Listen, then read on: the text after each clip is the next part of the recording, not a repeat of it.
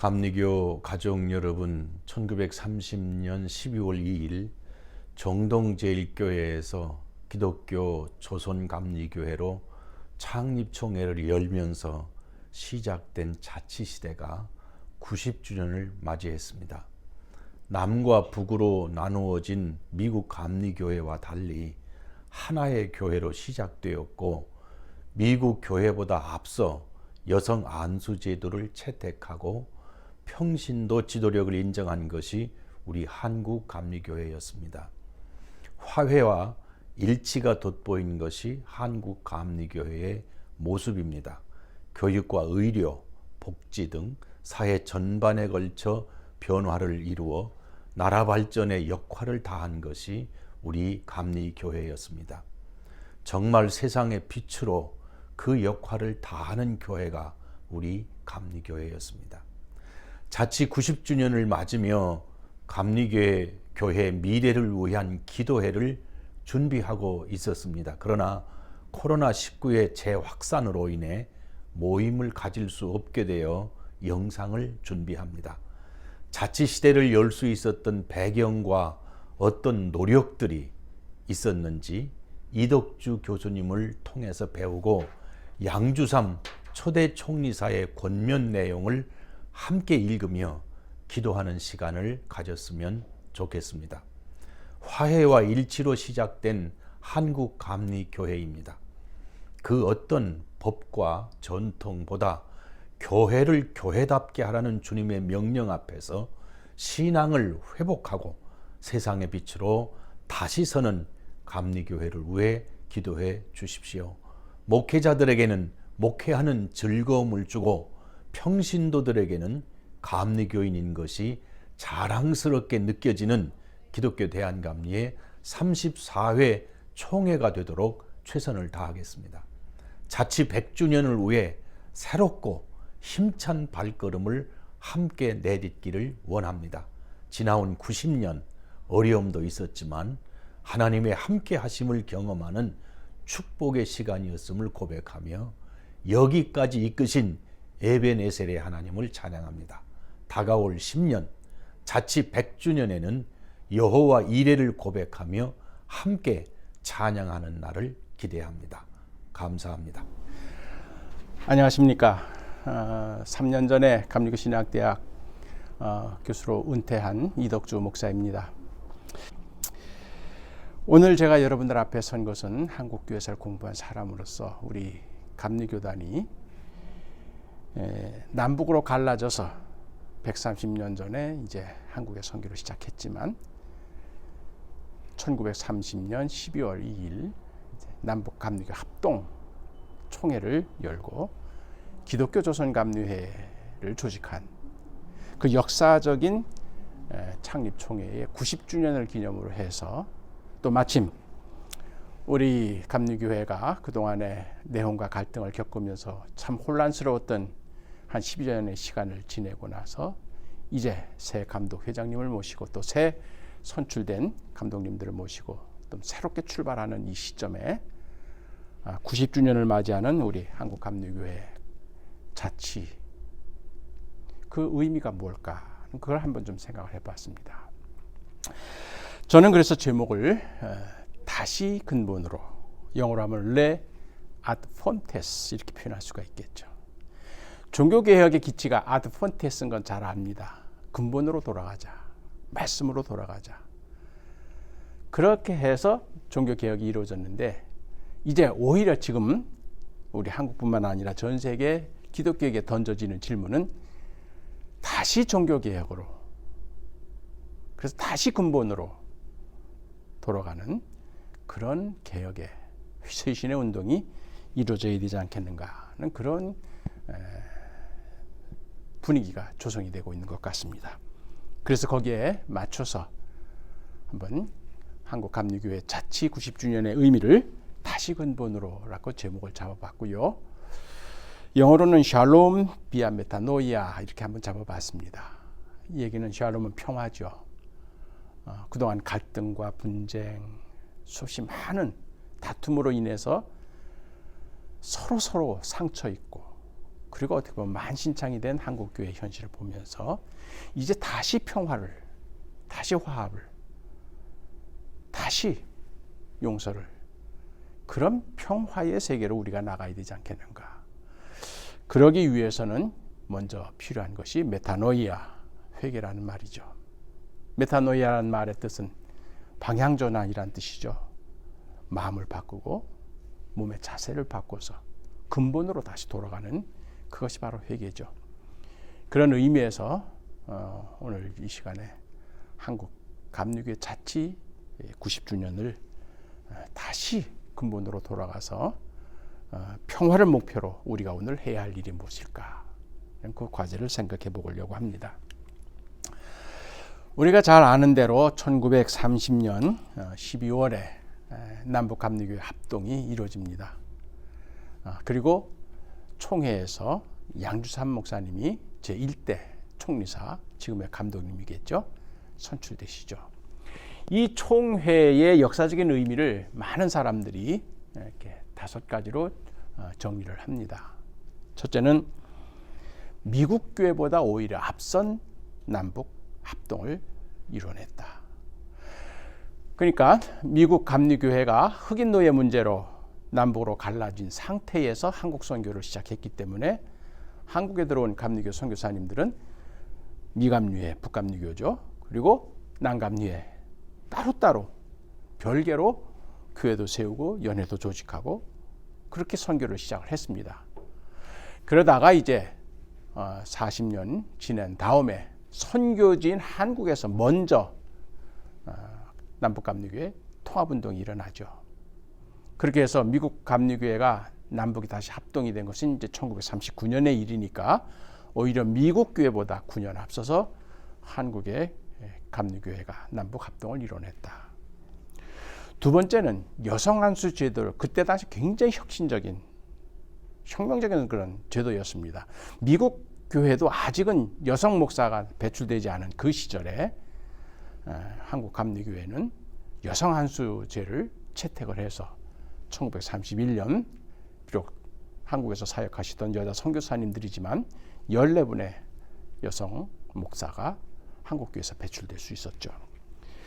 세 번째는 평신도의 지위를 격상했습니다.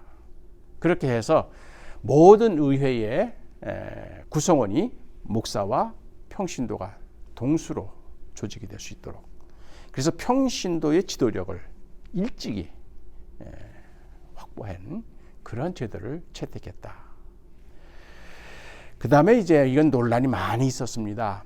그래서 이제 1924년부터 통합 논란이 이루어지는데, 합동으로 이루어지는 한국 감리교회를 이 독립교회로 할 것이냐 아니면 자치교회로 할 것이냐, 그래서 이거 가지고 논의를 많이 합니다. 그래서 일부에서는 이 독립교회가 되자, 그래서 완전히 미국 교회로부터 단절하자, 그래서 우리 힘으로 해나가자, 그런 논의가 있었습니다만은 미국 교회와의 연대, 그리고 또 계속해서 선교 사업에 있어서는 미국 교회의 지원을 받아야 될 만한 그런 또 현실적인 문제도 있고 해서 결국 결과적으로는 독립교회가 아니라 자치교회로 나가자, 이렇게 이제 결론이 됐던 거죠. 그런 의미에서 보면은 독립이라는 단어는 어떤 단절의 의미가 좀 강한 반면에 자치라는 의미는 연대를 하되 모든 행정이나 목사 안수나 칠이나 이런 부분에 있어서는 한국의 자체적인 그런 주체성을 가지고 해나갈 수 있는 그런 자치교회의 90주년이 되는 것이죠. 그 다음에 또 하나 예민한 부분이 감독제로 할 것이냐 의장제로 할 것이냐. 그러니까 한국 감리교회 수장을, 그 명칭을 비숍으로 할 거냐 아니면 프레지던트, 의장으로 할 거냐, 혹은 총회장이라고 할 수도 있겠죠. 이 문제는 우리 감리교회의 역사상 웨슬리가 결국 돌아가신 후에 영국 감리교회가 분열이 되는데 바로 이 문제를 가지고 분열이 됩니다. 그러니까 웨슬리는 사실 돌아가실 때까지만 해도 영국 성공회의 소속감을 계속 가지고 계셨던 거죠. 그런 의미에서 영국 성공회가 가지고 있는 비숍, 이 주교로 그쪽에 표현합니다만은 이게 이제 우리 한국에서는 감독이 됩니다. 그 제도를 어떻게 보면 웨슬리 목사님도 끝까지 거부하셨던 것 같아요. 왜냐하면 이 성공회나 가톨릭 교회가 갖고 있는 이 감독제라고 하는 이 중앙 집권적인 그런 어떻게 보면 전제적인 그런 제도, 그것이 별로 교회 발전에는 의미가 없고, 그래서 오히려 그 회중교회나 장로교회가 추구하고 있는 의장제도, 평신도 제도죠. 그래서 위에서부터 아래로 올라가는 그런 제도를 선호하셨던 것이 아닌가. 하여튼 이런 부분에서 명확한 태도는 웨슬리 목사님 보여주지 않고 돌아가셨습니다.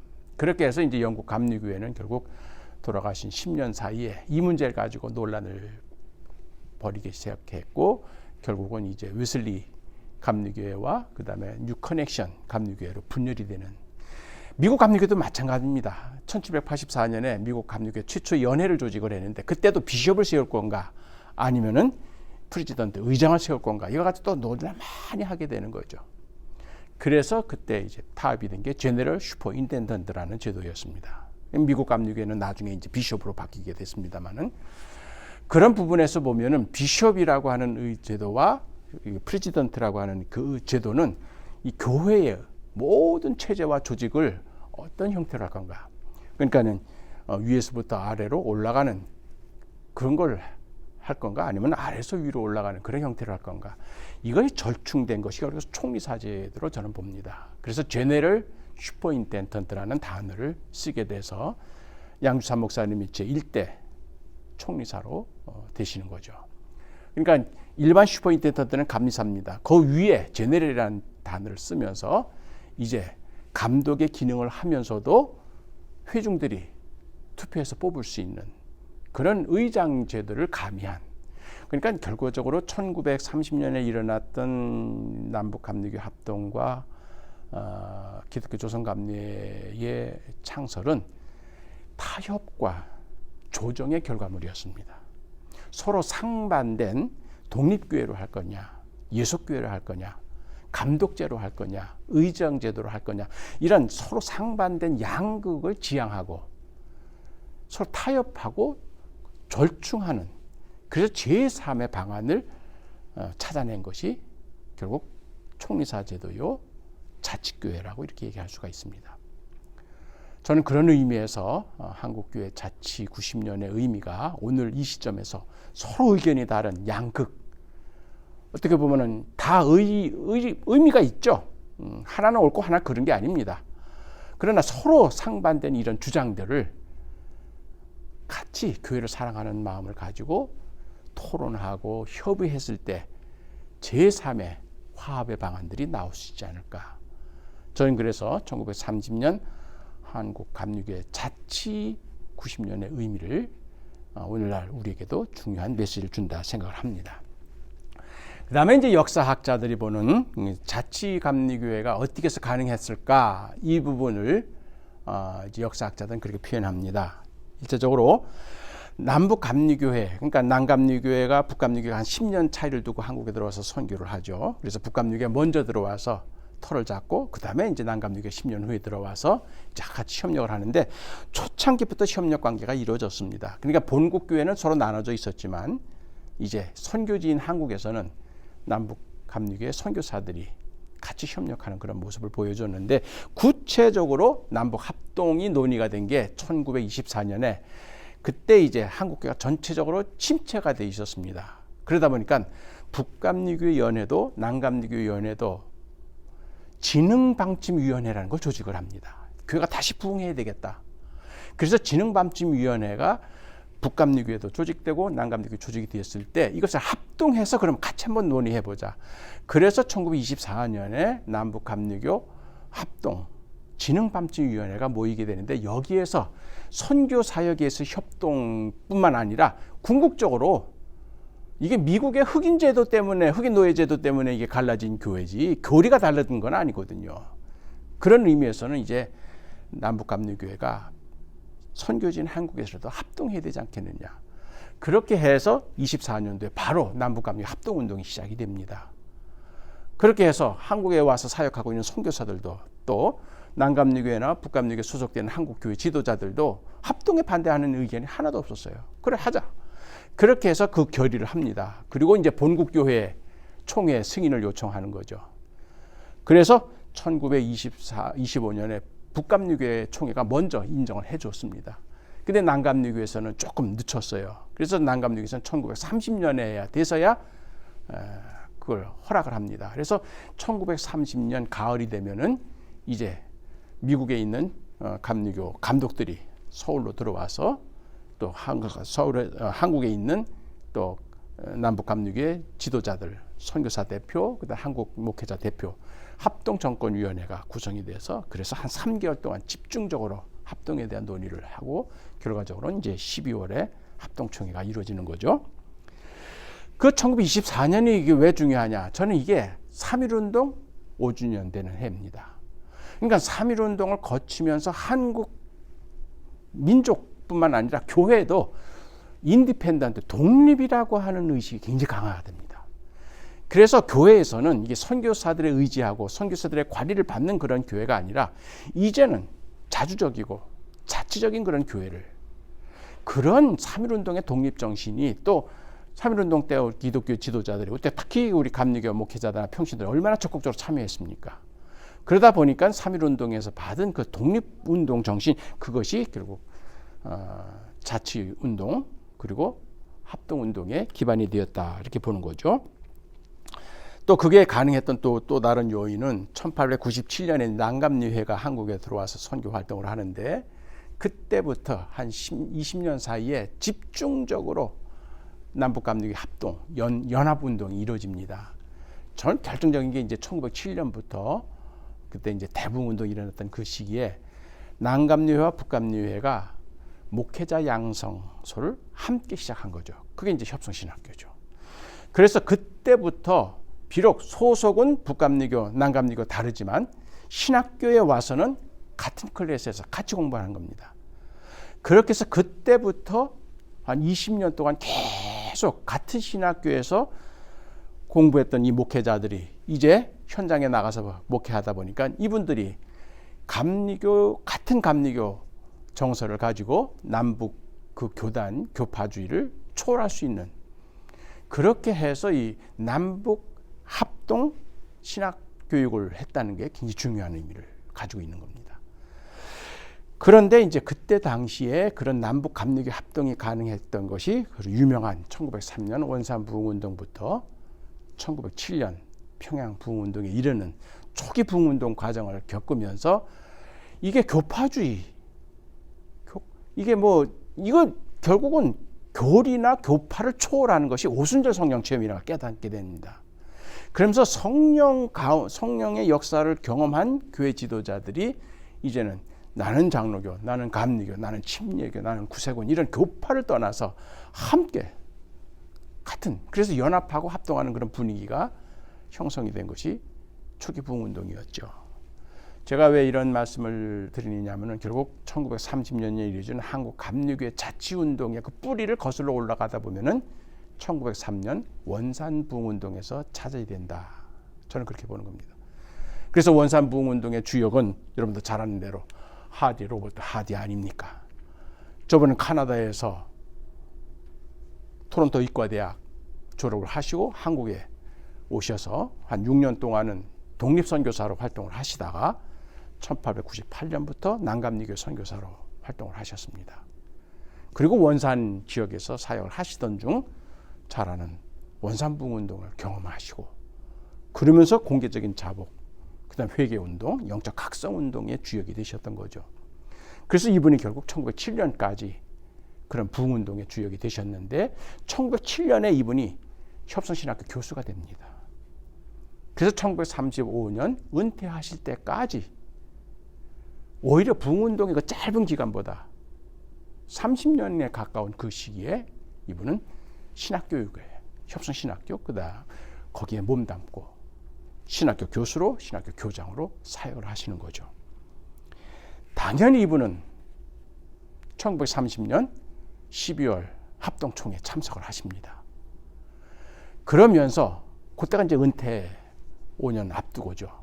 그러면서 결국 당신이 1903년에 원산에서 경험했던 이 부흥운동, 성령운동의 결과물이 교파를 초월하는 연합운동, 그리고 남북감리교 합동운동, 그렇게 해서 미국 교회에 예속되지 않는 자치교회로 출발하는 그런 것을 보고 굉장히 마음 흐뭇해하셨습니다. 그래서 이분이 그때 많은 글을 발표하십니다.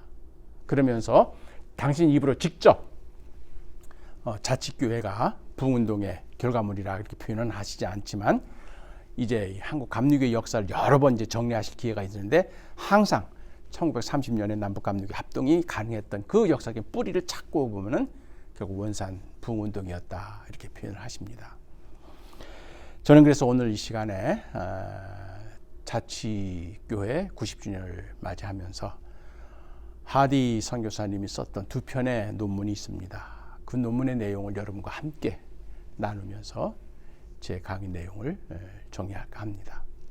첫 번째 논문은 1914년에 코리아 미션 필드라고 하는 선교사 잡지에 발표하신 내용입니다.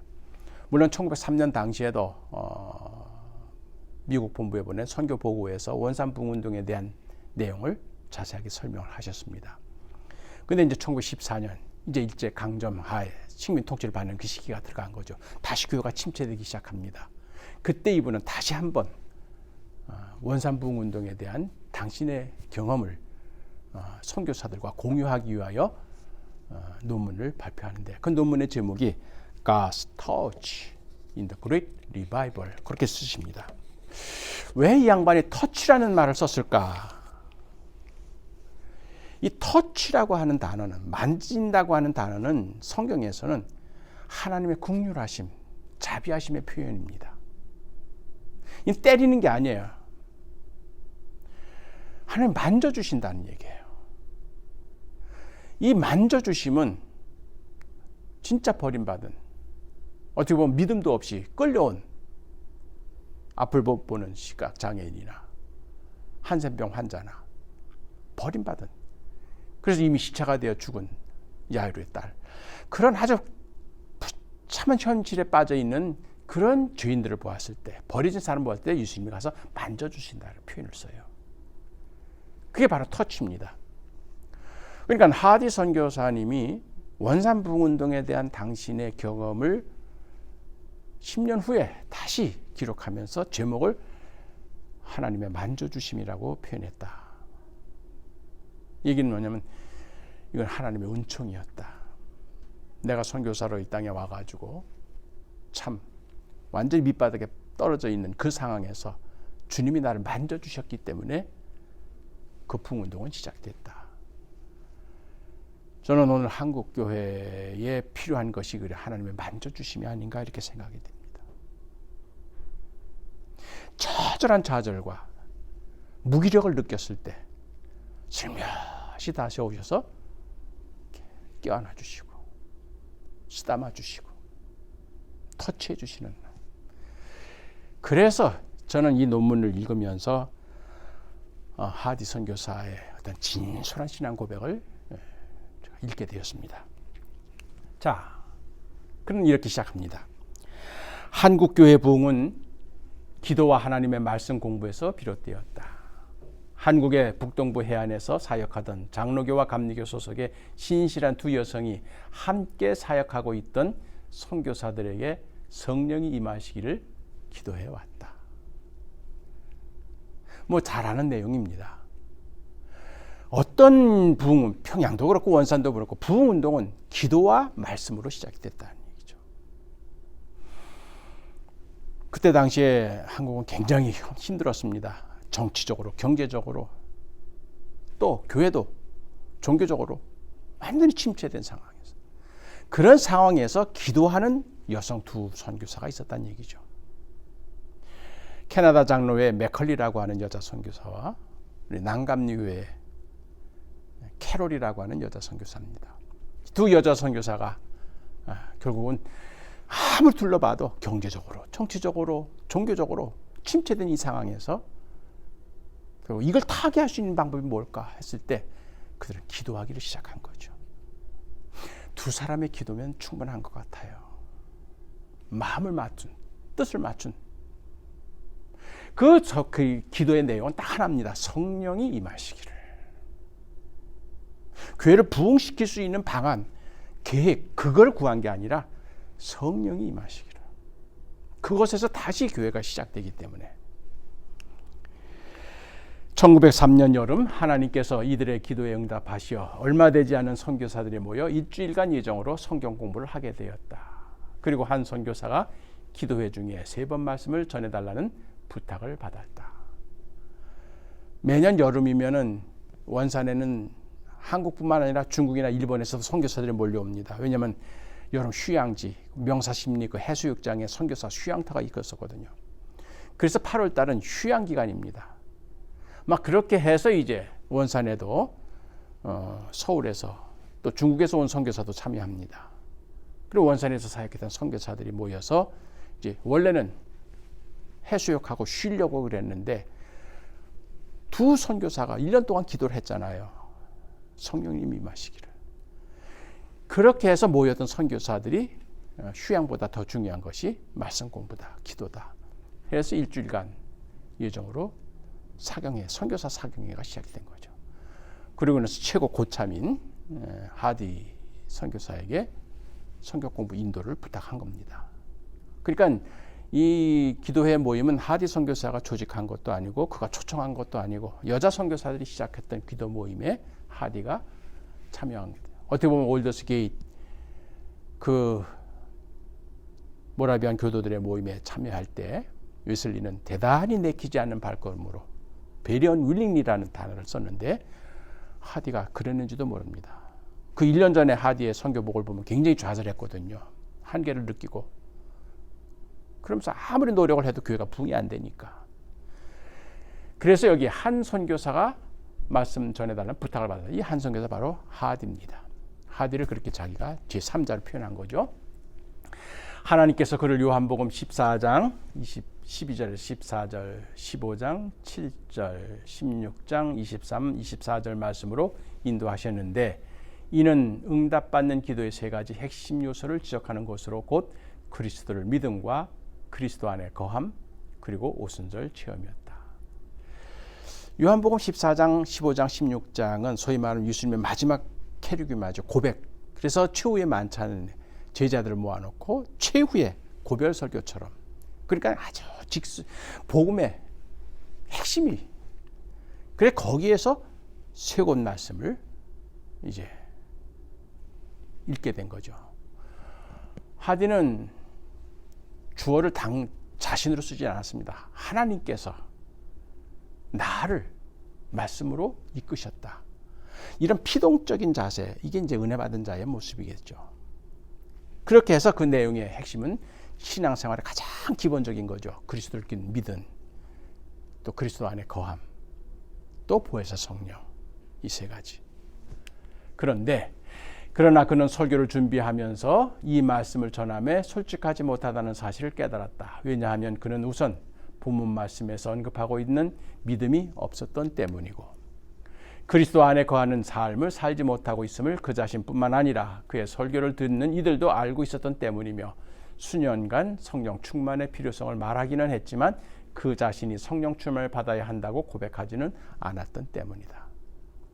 저도 목사로서 또 신학대학 교수로 재직하면서 말씀을 전할 때 자신이 없었던 적이 있어요. 또 전하면서도 좀 내 자신이 부끄러운 적도 있죠. 말씀에 자신이 없는 그런 설교자의 모습을 하디는 경험을 한 겁니다. 그 말씀하고 자기하고 안 맞는 거죠.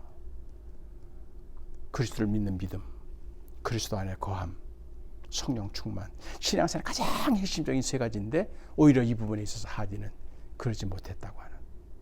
아마 올더스 게이트에서 웨슬리가 경험했던 그 회심이 여기서 출발하는 거겠죠.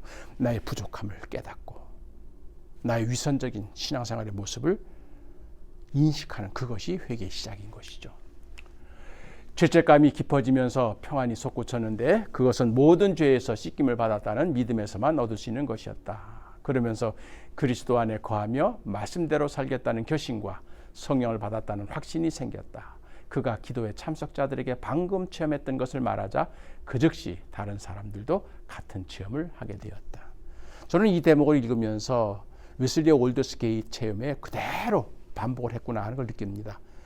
올더스 게이트 체험은 첫 번째가 베리언 윌링리, 자기 의도가 아니에요. 대단히 내키지 않은 발걸음, 이게 이제 선행 은총이죠. 두 번째는 설교하는 중이 아닙니다. 뒤에서 로마서 주석 서문을 읽는데 My heart was warmed. 내 마음이 뜨거워졌다. 이게 성령의 임재죠. 세 번째는 그 순간 그리스도께서 내 죄를 사해 주셨다는 사실, 내가 그리스도 안에 거한다고 하는 사실, 내가 성령 받았다는 사실을 내가 믿게 되었다. Trust and Assurance라는 단어를 웨슬리는 씁니다. 네 번째가 자기도 모르게 그동안에 미웠던 사람들, 자기를 해했던 사람들에 대한 용서의 기도가 나왔다 그랬습니다. 화해죠. 서로 자백하면서 잘못된 것을 서로 용서를 비는 겁니다. 지적하고 정죄하는 그런 손가락이 아니라 오히려 가서 용서를 빌고 마음의 상처를 입혔고 그런 걸 오히려 용서하는 그런 기도가 나왔다. 그리고 마지막에 퍼블릭리 위트니스, 자기가 경험했던 것을 공개적으로 그 자리에 참석했던 사람들에게 간증을 했다. 이것이 5가지 월드스케임의 핵심입니다. 하디가 그걸 경험한 거죠. 하디는 3대째 감리교 신도입니다. 아버지는 일찍 돌아가셨지만 속장님이었어요. 그래서 모태신앙이었습니다. 그랬는데도 결국은 형식적으로 신앙생활을 하다가 이제 원산에서 성령이 임하면서 웨슬리가 경험했던 그대로 합니다. 그래서 저는 이 과정을 통해서 하디가 이제 형식적인 감리교도가 아니라 리얼 메소디스트가 되었다. 진실된 감리교가 되었다. 여러분도 잘 아시죠? 윌치 감독님이 1930년 한국 감리교 합동, 그 다음에 자치교를 선언하면서 한국 감리교가 지향할 것 3가지를 말씀하시잖아요. 첫째가 truly Christianity, 진정한 기독교. truly Methodist, 진정한 감리교. Korean Church, 조선적인 교회. 바로 이 truly Christianity, truly Methodist, 하디가 그걸 경험한 거죠. 웨슬리가 경험했던 거 똑같이 합니다. 이게 바울이 경험했던 거고 어거스틴이 비관했던 거, 루터가 경험했던 것이죠. 이것이 바로 근본입니다.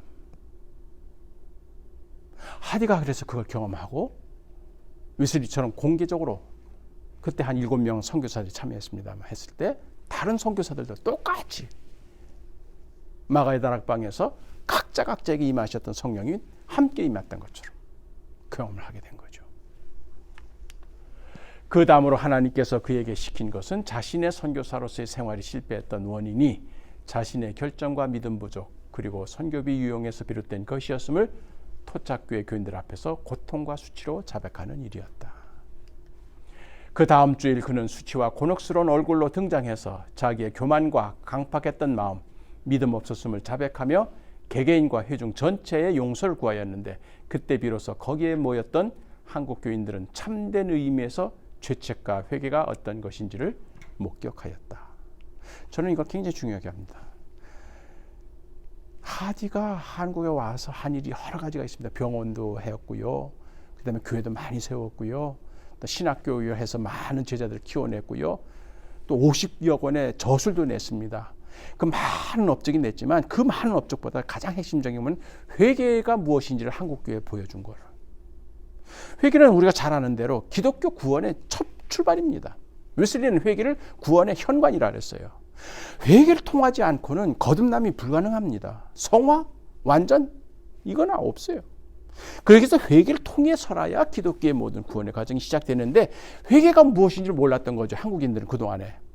한 30년 동안 교회는 다녔어요. 그런데 회개가 어떻게 하는 것인지, 회개가 뭘 의미하는 건지 몰랐던 거죠. 그동안 한국교회에 먼저 들어와 있던 토착 종교들은 회개란 죄책 개념이라는 게 없었어요. 유교 그거 없습니다. 불교 과거의 어비에다. 샤머니즘 거기는 귀신 장난이에요. 도교도 마찬가지예요. 죄라고 하는 이 개념은 기독교만 갖고 있는 독특한. 그래서 죄책 고백과 회개를 통해서 결국 기독교인이 되는 거죠. 그러니까 우리 자치교회의 첫 번째가 truly 크리스찬 처치가 된다. 진정한 기독교인이 되어야 된다 했을 때 저는 그걸 바로 이걸로 해석을 합니다. 회개를 경험한 교인이 아니면은 진정한 기독교인이 아니라는 얘기죠. 회개는 한 번으로 끝나는 게 아닙니다. 매일매일 바울처럼 매일 죽는 자로다. 그래야 거듭나는 거잖아요. 그렇기 때문에 이 회개가 어떤 것인지를 한국 교인들한테서 보여준 거죠. 진솔한 회개가 어떤 것인지를. 그랬을 때 그 모습을 보고 그 자리에 참석했던 한국교회 토착교회 지도자들도 더 거기에 참여하게 되는 거죠. 그러면서 훔친 거 회개하고, 간음한 거 회개하고, 도둑질한 거 회개하고, 강도짓한 거 회개하고, 자기 안에 미워한 거 회개하고, 서로 형제간에 불화한 거 회개하고, 이런 회개를 통해서 결국 평화가 이루어지는 거죠. 화해가 이루어지는 거죠. 용서가 이루어지는 거죠. 그렇기 때문에 성령이 임하시면은 우리에게 첫 번째로 하는 것은 회개하는 영이죠. 찬송가에 돼 있지 않습니까? 성령이여 강림하사 나를 감화하시고 애통하고 회개할 맘 충만하게 하소서. 그러니까 성령이 임하면 처음에 나오는 게 방언 아니죠. 회개할 마음 주시는 거죠. 내가 얼마나 위선적이고 내가 얼마나 가식적이었는지를. 그래서 결국 이 논문에서 하디가 강조한 건 그겁니다. 내가 한국 땅에 어떻게 하나님이 인도하셔서 여기 왔는데 결국 하나님께서 나를 이 한국 땅에 보내신 이유는 딱 하나였다. 기독교의 핵심인 회개가 무엇인지를 내 자신이 먼저 경험하고 동료 선교사들이 경험하고 그리고 한국교회 지도자들이 경험하게 하는, 이게 바로 메타노이아죠. 이것이 바로 진정한 기독교로, 진정한 감리교로, 조선적인 교회로 나아가는 가장 중요한 근본 출발점이라는 얘기죠. 그리고 난 다음에 이제 1924년, 이제 이분은 1907년부터 17년 동안 신학교육에 매진을 하십니다. 그리고 이제 24년부터 한 10년 동안은 이제 집필 활동, 그러면 신학교에서 강의를 하세요. 근데 그때부터는 이제 기독신보라고 하는 교회 언론, 그리고 그때부터 집중적으로 교재를 그리고 번역하고 출판하는 일을 하십니다. 그래서 이제 조선예수교서회, 지금의 대한기독교서회 편집부장으로 자리를 옮기시게 되는데, 이때 또 한 편의 논문을 발표하십니다. 그때 제목은 뭐냐면은 만약에 부흥이 다시 일어나야 한다면 나는 무엇을 할 것인가, 그런 제목이에요. 역시 선교사 잡지에 발표하신 내용입니다.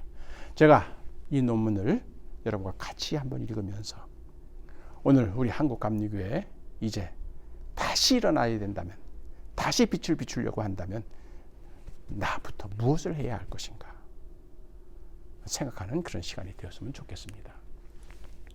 이렇게 시작합니다. 부흥을 위해 준비할 것이 있다면 그것은 다윗의 기도일 것이다. 역시 기도부터 하겠다는 얘기예요. 하나님이여 나를 살피사 내 마음을 아시며 나를 시험하사 내 뜻을 아옵소서. 내게 무슨 악한 행위가 있나 보시고 나를 영원한 길로 인도하소서. 다윗이 얼마나 업적이 많습니까? 통치자로서 성군이었잖아요. 자기 자랑하기보다는 여호와 앞에서는 죄인이라는 사실을 늘 잊지 않은 거죠. 웨슬리가 항상 나는 죄인이라는 의식을 갖고, 왜냐하면 의인이라는 의식이 들어오는 순간부터 남을 정죄하거든요. 내가 옳기 때문에 남의 그런 걸 자꾸 지적하고 그 다음에 정죄하고 판단하려고. 그렇기 때문에 마지막 순간까지 하나님 앞에 내가 죄인이라는 사실을 인식할 때 겸손해질 수 있는 거죠. 남을 판단하기 전에 나를 먼저 판단해달라. 이것이 다윗의 기도란 얘기죠. 다시 꼭 하겠다는 얘기입니다. 다윗의 기도처럼 하나님께 나를 깨끗하게 하실 기회를 드리겠다. 그리하여 순결과 사랑, 진실과 관용이 없이 교만과 이기심에 사로잡혀 명예와 지위를 탐하였던 것을 회개할 것이다. 나는 보다 많은 시간을 믿음과 성령으로 충만한 삶이 무엇인지, 어떻게 하면 그렇게 할 수 있는지를 다음과 같은 약속의 말씀에 비추어 묵상할 것이다. 저는 여기서 이 논문을 읽으면서요, 하디의 기도는 뭘까? 하디의 기도는 철저하게 성경 말씀에 근거한 기도였다는 걸 깨달았습니다. 그러니까 머릿속으로 생각해낸 그런 기도가 아니라 이미 성경 말씀에 기록된 그 말씀이 하디의 기도가 됐다, 이런 얘기겠죠. 그래서 다윗의 기도가 시편의 기도죠. 그게 나의 기도가 되는 거죠. 그러니까 어떻게 기도할까 머리 쓸 이유가 없다는 거예요. 고민할 필요가 없는 거죠. 성경에 있는 기도가 바로 나의 기도가 되니까요. 구하라, 그러면 너에게 주실 것이요. 찾으라, 그러면 찾아낼 것이요. 문을 두드리라, 그러면 너에게 열릴 것이니 구하는 이마다 받을 것이요. 두드리는 이는 찾아낼 것이요. 두드리는 이에게는 열릴 것이니라. 그럼 문제는 뭐냐? 무엇을 구하고 무엇을 찾고 무엇을 향하여 열 것인가 하는 얘기죠. 저는 여기에서 바로 원산 부흥운동이 시작됐을 때 1년 전부터 두 여자 선교사가 기도한 내용. 그들이 구한 것, 그들이 찾은 것은 성령이었습니다. 성령이 임하시기를. 예수님 돌아가시고 난 다음에 승천하신 다음에 제자들이 마가의 다락방에서 모여있을 때 그들이 기도한 내용도 오직 하나였습니다. 용기를 주십시오. 말씀을 주십시오. 이거 기도가 아니었어요. 성령이 임하시기를. 성령이 임하면 그 다음에 다 되니까. 그렇게 해서 하디는 그 기도로 다시 돌아가야 된다. 내가 진실로 진실로 너에게 이르노니 나를 믿는 자는 내가 하는 일을 그도 할 것이요 또한 그보다 큰 일도 하리니 이는 내가 아버지께로 감이라. 너희가 내 이름으로 무엇을 구하든지 내가 행하리니 이는 아버지로 하여금 아들로 말미암아 영광을 받으시게 하려 함이라. 그러니까 하디는 적극적으로 구하라는 얘기예요. 근데 구하는 게 뭐냐냐? 자기 사리 사욕, 자기에게 필요한 거, 이기적인 그런 것이 기도의 제목이 아니라 말씀에 나오는. 그래서 신앙 선인들이 성경에서 이미 바울이 한 기도, 제자들이 한 기도, 또 예수님이 가르쳐 주신 기도, 그런 기도를 우리의 기도의 제목으로 삼자 그런 얘기죠. 이에 외에 에스겔 36장 25절에서 27절, 요한복음 15장 17절, 사도행전 1장 8절, 로마서 12장 1절 2절, 야고보서 1장 22절, 베드로후서 1장 5절에서 8절, 계시록 3장 19절에서 20절 말씀. 그러니까 이런 말씀은 이겁니다. 에스겔에서 있는 말씀이 이래요. 맑은 물을 너희에게 뿌려서 너희로 정결하게 하되 곧 너희의 모든 더러운 것에서와 모든 우상 숭배에서 너희를 정결하게 할 것이며 또 새 영을 너희 속에 두고 새 마음을 너희에게 주되 너희의 육신에서 굳은 마음을 제거하고 부드러운 마음을 줄 것이며 또한 내 영을 너희 속에 두어 너희로 내 율례를 행하게 하리니 너희가 내 율례를 지켜 행할지니라. 교리와 장정 중요합니다. 그러나 교리와 장정보다 더 중요한 건 하나님의 율례죠. 그 율례를 행할 수 있는 능력이 주의 영이 내게 임하셨을 때 가능한 거죠. 요한복음 15장 7절 말씀. 너희가 내 안에 거하고 내 말이 너희 안에 거하면 무엇이든지 원하는 대로 구하라. 그러면 이루어지리라. 사도행전 1장 8절 말씀. 오직 성령이 너희에게 임하시면 너희가 권능을 받고 예루살렘과 온 유대와 사마리아와 땅끝까지 이르러 내 증인이 되리라. 로마서 12장 1절에서 2절 말씀. 그러므로 형제들아 내가 하나님의 모든 자비하심으로 너희를 권하노니 너희의 몸을 하나님이 기뻐하시는 거룩한 산 제물로 드리라. 이는 너희가 드릴 영적 예배니라. 너희는 이 세대를 본받지 말고 오직 마음을 새롭게 함으로 변화를 받아 하나님의 선하시고 기뻐하시고 온전하신 뜻이 무엇인지 분별하도록 하라. 야고보서 1장 22절 말씀. 너희는 말씀을 행하는 자가 되고 듣기만 하여 자신을 속이는 자가 되지 말라. 베드로후서 1장 5절 7절 말씀. 그러므로 너희가 더욱 힘써 너희 믿음의 덕을, 덕의 지식을, 지식의 절제를, 절제 인내를, 인내의 경건을, 경건의 형제 우애를, 형제 우애의 사랑을 더하라. 계시록 3장 19절 20절 말씀. 무릇 내가 사랑하는 자들을 책망하여 징계하노니 그러므로 내가 열심을 내라. 회개하라. 볼지어다 내가 문 밖에 서서 두드리노니 누구든지 내 음성을 듣고 문을 열면 내가 그에게로 들어가 그와 더불어 먹고 그는 나와 더불어 먹으리라.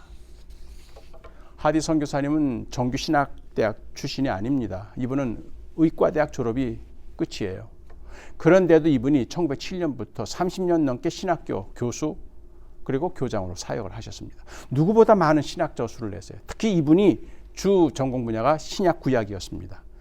그래서 신약 구약을 얼마나 많은 저수를 내셨는지 몰라요. 그러니까 평생 이분이 신구약을 공부하시면서 핵심적인 말씀을 뽑아낸 겁니다. 저게 핵심이라는 거죠. 저걸 나의 기도로 삼겠다는 얘기입니다.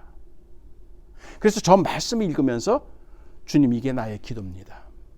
나는 이 기도에 이 말씀에 다시 드릴 내용이 없습니다. 저는 이걸 말씀 기도라고 이렇게 표현을 합니다. 말씀이 기도가 되고 기도가 말씀이 되는 거죠. 바울 사도가 디모데에게 그런 말씀을 하죠.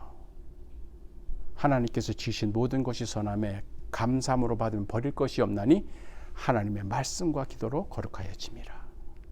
말씀과 기도. 그거 아니고는 우리가 거룩해질 수 있는 길이 없는 거죠. 근데 이 말씀과 기도가 같이 가야 되는 아니죠. 말씀 따르고 기도 따로 하는 게 아니라 말씀을 읽으면서 기도하고 기도하면서 말씀 읽고, 이 얘기는 다시 말하면 말씀의 내용이 나의 기도가 되어버리는 거죠. 하디는 그걸 얘기를 해주는 것 같아요. 나는 하나님께서 나를 쓰실 기회를 드리겠다. 그리하여 하나님께서 약속하신 바를 잘 활용하고 하나님의 말씀에 겸손히 순종하며 이것으로만 나의 특권과 의무를 삼겠다. 이거 웨슬리의 말 아주 말투가 비슷합니다. 그러니까 웨슬리의 그 경험이 하디의 경험으로 그대로 승화가 된 거죠. 그래서 하나님께 드리겠다. 나를 쓰실 수 있도록. 그래, 하나님께서 쓰셔야지. 하나님께서 나를 쓰시는 거지 내가 하나님을 쓰는 게 아니란 얘기죠. 하나님과 함께 사역함으로 기도와 증언의 삶을 추구할 것이며 개인적으로 불신자를 인도하여 구원받게 하는 일과 믿는 이들로 하여금 신앙과 그리스도에 대한 지식 안에서 서로 연합하여 세워지도록 도울 것이다. 이래서 이제 논문은 끝납니다. 그러니까 하나님과 함께 사역한다. working together with God이라는 표현을 하디는 늘 씁니다. 혼자 하지 말라는 거예요. 아무리 좋은 아이디어도 아무리 좋은 계획도 혼자 하려고 그러지 말아라. 사람과 하고 같이 해서 동력자를 찾는 그것도 중요합니다만 하나님과 함께 하는 거, 이게 중요하다는 얘기죠. 그렇게 하면 내가 만나는 사람들이 원하는 것이 무엇인지 알게 될 것이고 항상 조심함으로 내 수고가 헛되지 않아 결실을 얻게 될 것이다. 이거 이제 1924년에 하디 선교사가 한국교회가 다시 부흥이 돼야 된다면 나는 어떻게 할 건가? 그러니까 이분은 뭐 가서 무슨 프로그램 만들겠다, 무슨 계획 세우다 이런 게 아니에요. 나부터 먼저 기도하겠다는 얘기죠. 근데 그 기도도 내 머리에서 나온 기도가 아니라 성경 말씀에 이미 예시되어 있는 그걸 나의 기도로 삼고, 그리고 그 기도대로 살려고 애를 쓰겠다. 노력하겠다.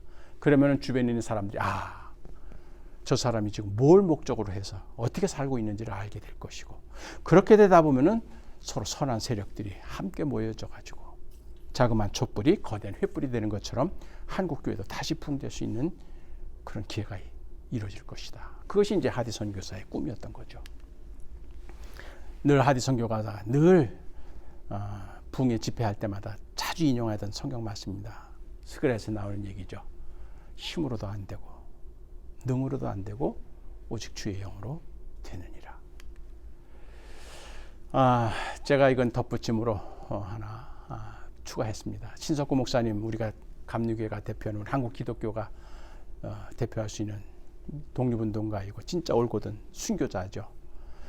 이분의 회고를 보면은 1910년에 이분이 이제 신학교 다니시고 계셨는데 1910년 연회 때 참석을 했는데, 그때 하디 선교사님이 그때 연회에 참석해가지고 강연을 하시는데, 이제 조선이 그동안에 미개한 나라였는데 이제 일본이 이제 통치하게 됐으니 일본을 통해서 발전된 서구 문명을 받아들이면 조선도 많이 발전할 것이다. 어떻게 들어보면 좀 친일파적인 그런 내용으로 말씀을 하셨대요. 그때 신학생이었던 신석구 목사님이 화가 난 겁니다. 그걸 듣고. 그래가지고 일본의 식민 통치를 받아야 되는 이 조선 백성의 입장에서 보면 도저히, 그래서 속으로 미워하게 된 거예요.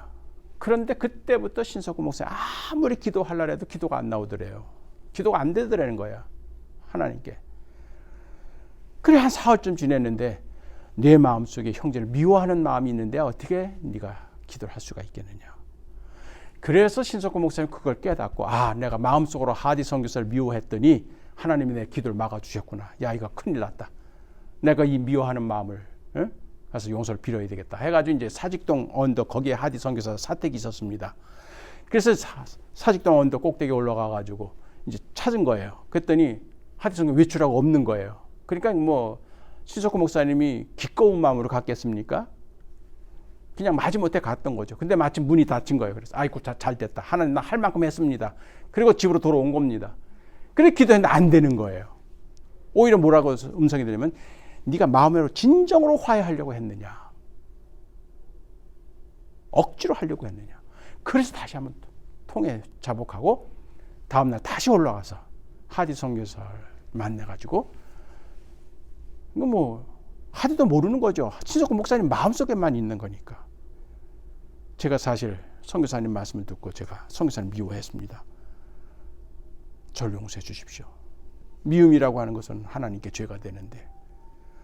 그래서 화해가 이루어진 겁니다. 그 경험을 한 거예요. 그리고 나서 이제 하디 선교사님은 3.1운동을 겪으면서 일본의 통치가 잘못됐다고 하는 그런 입장으로 이제 선회를 하십니다. 3.1운동 때 신석구 목사님이 민족 대표로 마지막 도장을 찍고 감옥에 들어가시게 되는데, 그때 이제 이분의 보수적인 신앙생활이라 목사가 이런 일을 하는 게 과연 옳은가? 이게 천도교, 불교, 이게 초종파적으로 한다는데 이게 과연 목사가 해야 할 일인가? 이 신학적으로 이게 잘 해석이 안 돼서 이제 그때부터 일주일 동안 새벽 기도를 하셨잖아요. 그때 이제 마지막 날 새벽 기도 때 음성을 들었다 합니다. 4,000년 내려오던 강토를 내 대 와서 빼앗긴 것도 큰 죄인데 그것을 되찾는 기회에 나서지 않으면 더 큰 죄가 아니냐. 그래서 이 하나님의 음성을 듣고 바로 이제 결심을 하고 도장을 찍었다.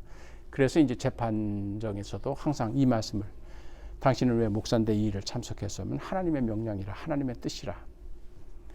저는 이 말씀 굉장히 중요하게 생각합니다. 왜냐하면 잃어버린 것을 되찾는 것이 나의 뜻이다. 잃어버린 것을 되찾지 않으면 그건 죄가 된다. 그러니까 신석구 목사님에게 있어서 독립운동은 잃어버린 것을 되찾는 게 하나님의 뜻이라. 그 잃어버린 것을 되찾는 게 도대체 뭐냐?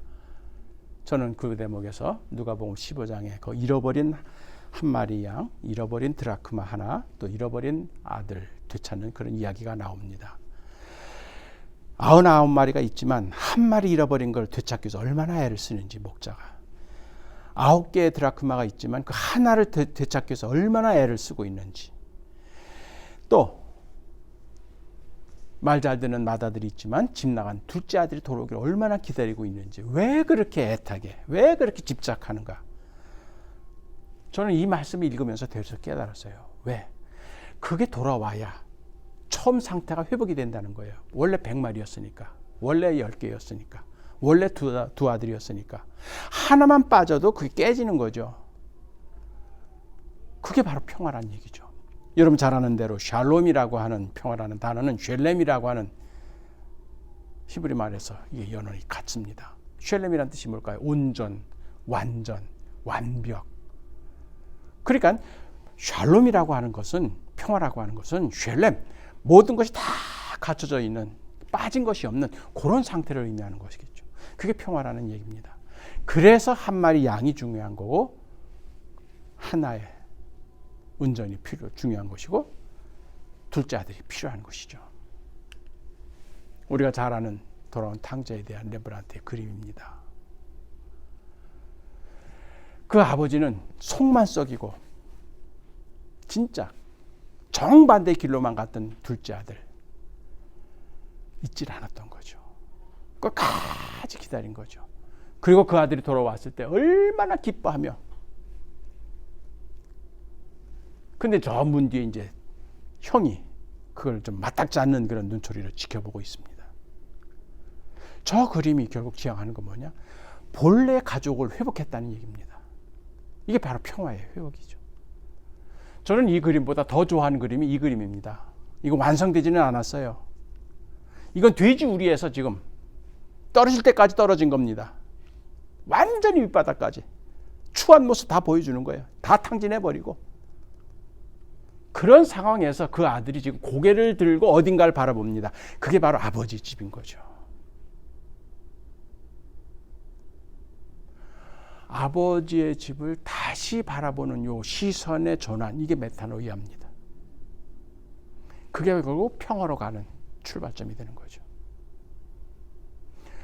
그것이 바로 본질에서 떨어져 나와서 근본을 잃어버리고 방황했던 우리가 다시 본질로, 다시 근본으로 우리 시선을 바꾸는 그 작업이 되는 거겠죠. 제 말씀을 마치고자 합니다. 우리는 오늘 한국감리교회 자치 90주년을 맞이해서 이제 우리 한국감리교회가 지난 10년 동안 진짜 돼지우리에 빠진 둘째 아들과 같은 모습으로 온갖 추한 모습을 다 보여줬습니다. 그 상황 속에서 이 한국감리교회가 이제 다시 어떻게 일어설 것인가, 그것이 우리의 과제가 됩니다. 이 과제에서 결국은 잃어버렸던 아버지 집을 향하여 고개를 돌리는 이런 방향의 전환이 이제 우리에게 필요한 것이 아닌가. 그래서 이번에 새로운 감독회장님과 감독님들과 함께 새롭게 시작하려고 하는 우리 한국감리교회에 다른 큰 거, 거대한 거 이런 거 하기 전에 먼저 우리의 방향을, 우리 시선을 근본으로 하나님으로 아버지 집을 향하여 돌리는 그거 하나만 앞으로 4년 동안 잘하고 나면은 결국 우리가 기다렸던 평화의 회복은 이루어질 것으로 기대해 봅니다. 감사합니다.